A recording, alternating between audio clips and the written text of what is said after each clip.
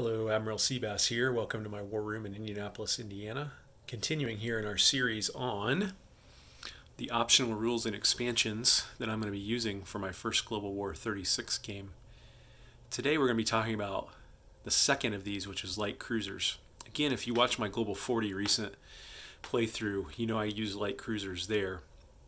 And in that game they cost 10, and they could attack and defend at 2, I believe, and they had a AAA ability. So I've tried to fit that again for this Global War 36 game.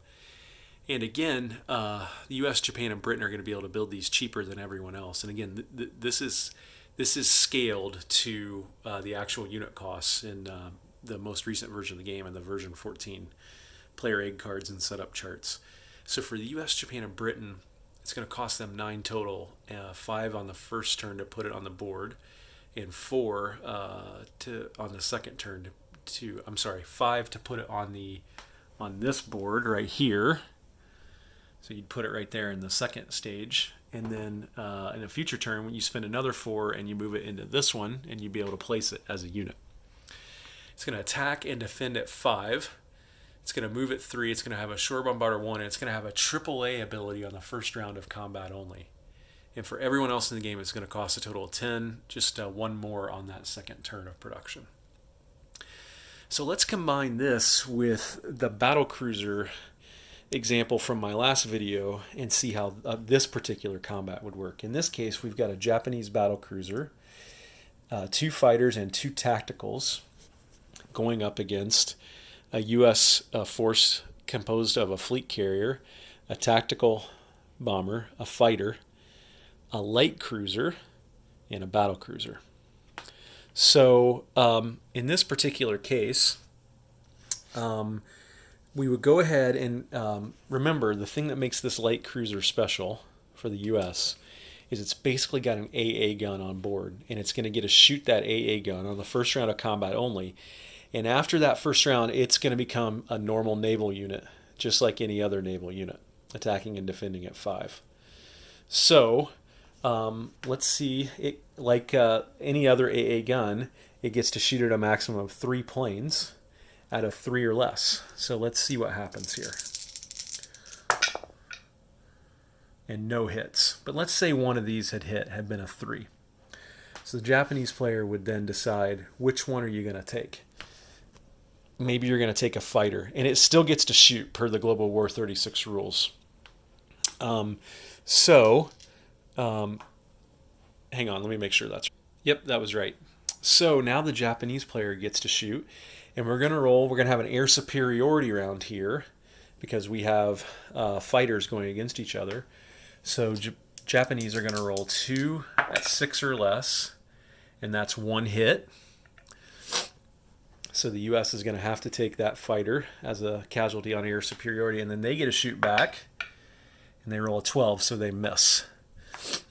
So now the 2 tacticals roll, and the battlecruiser gets to roll. Let's go ahead and do the battlecruiser first, since it has naval target select.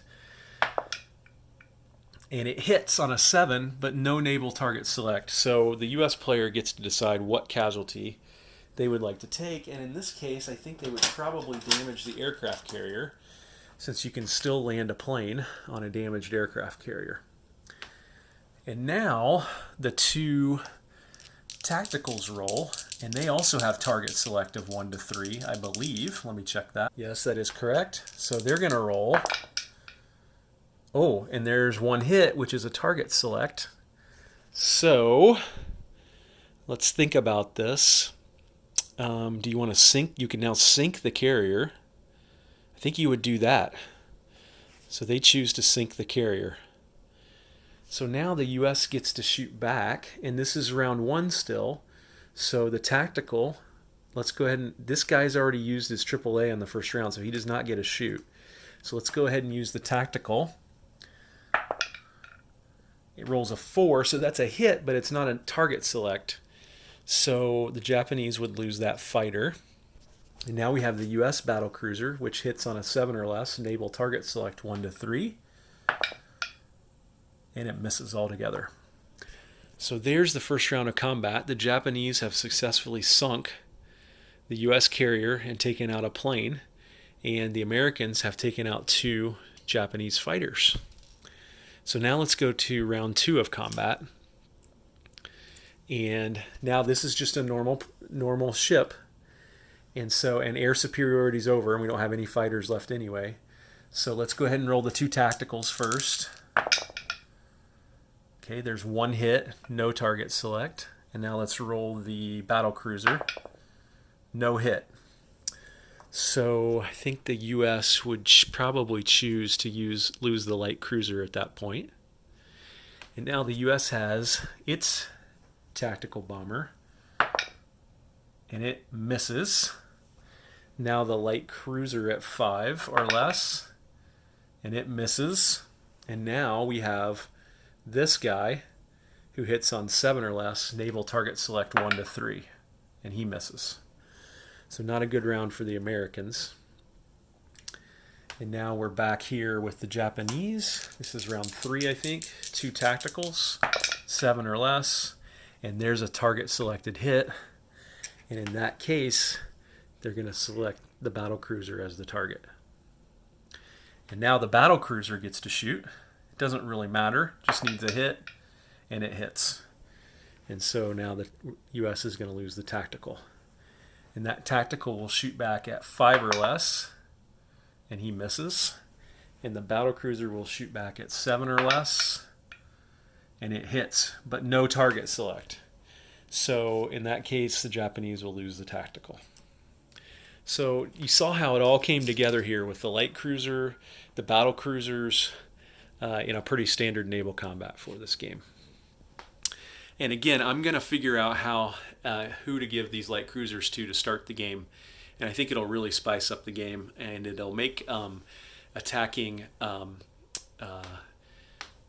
enemy naval forces with airplanes a little more dangerous if you have a lot of airplanes. And it'll help defend your naval forces from attack by enemy airplanes as well. It adds a little more spice to the game, I think. All right, this is Admiral Seabass signing off.